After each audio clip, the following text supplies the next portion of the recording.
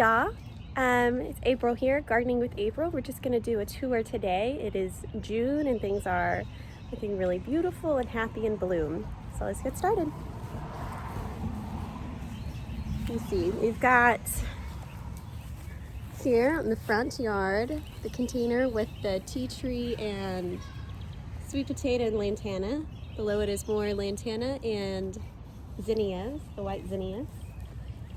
The beautiful azaleas that are no longer in bloom, but below it we have the yellow oriental lilies, which are looking gorgeous, and they match the yellow shutters really well.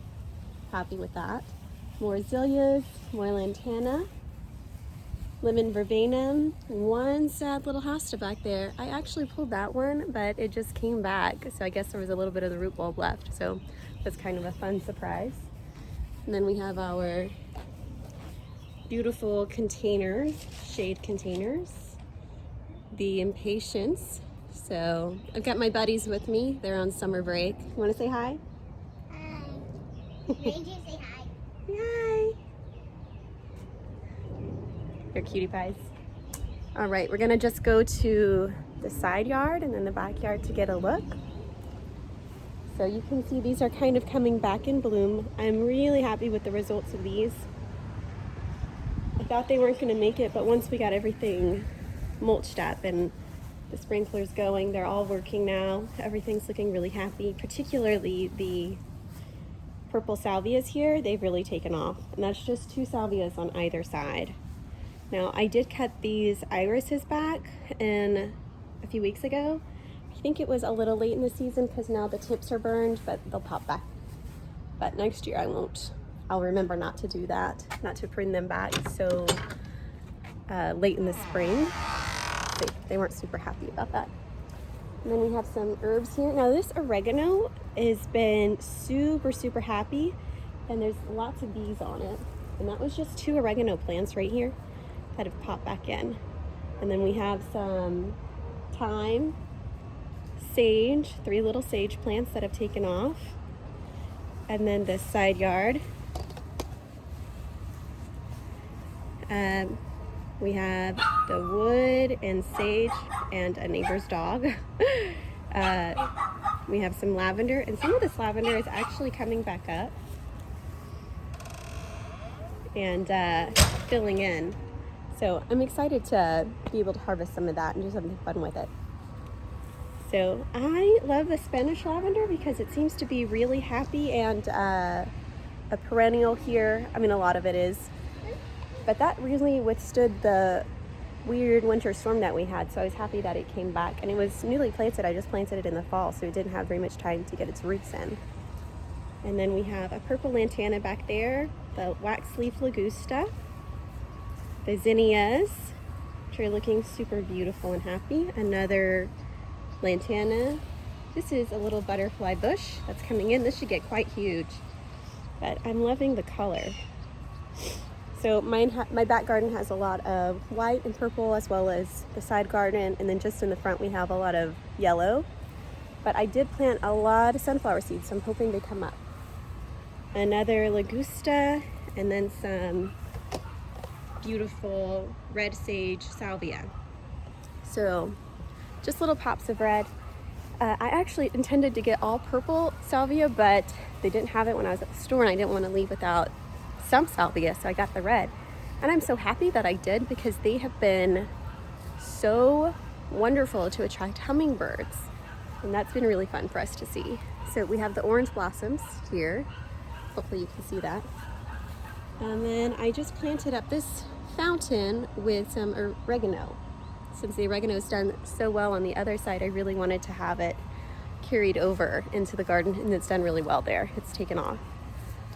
And then we have all of our strawberry plants. And then you can see just the okra just popping up. And then we actually had a French marigold back here in the back of it last year, and it self-seeded. So that was actually my son's. He was really happy to see that come back. So excited. I love that they're getting the garden bug early. So we have the grapevine, which is taken off, and then the salvias here. Some more French marigolds. And then in the back I have one Shasta daisy and And the cloches, the little baskets, those are actually going to be sunflower seeds, but I've actually planted that twice and they have not come up yet. So I might have to plant them a third time and just hope for the best. So let me see, we've got these big, beautiful salvias that have come in, which I'm super happy for. I don't know if you can see all those bees buzzing around. They are fantastic. I just love it. So, you know, gardeners always love to see the pollinators in their garden.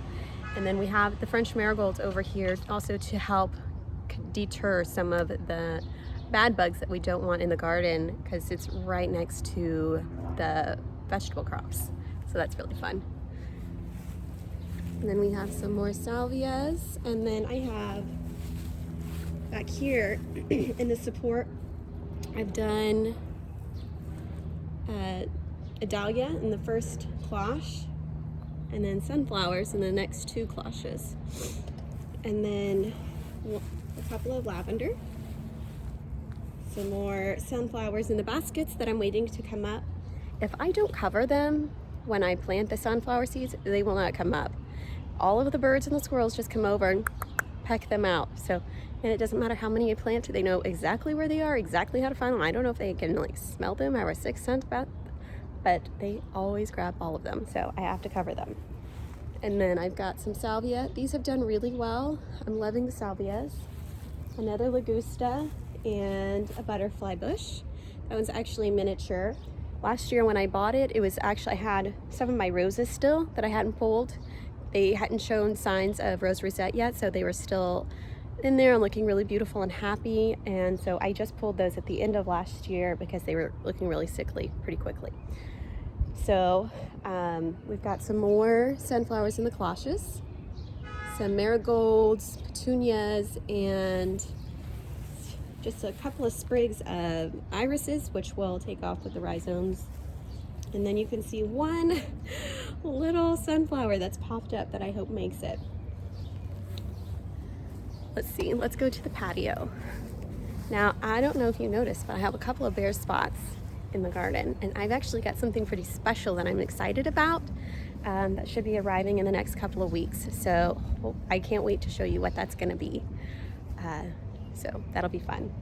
And then I've got my planted rosemary and lavender. And then we have the basil and French tarragon, more rosemary and lavender, and the lemon tree. And our grapevine, which seems to be doing a lot better. It's much happier. It's coming in. And then the marigold, these are actually capped on the patio, the pots of rosemary and lavender. So that's, when you're walking up, it's really fun to see. So, all right, I hope you felt a little inspiration, and I don't know, I always love seeing how other people that have real homes, real gardens, actually can plant in their zones and what is realistically maintainable. So hopefully that was some inspiration and fun for you. Good gardening.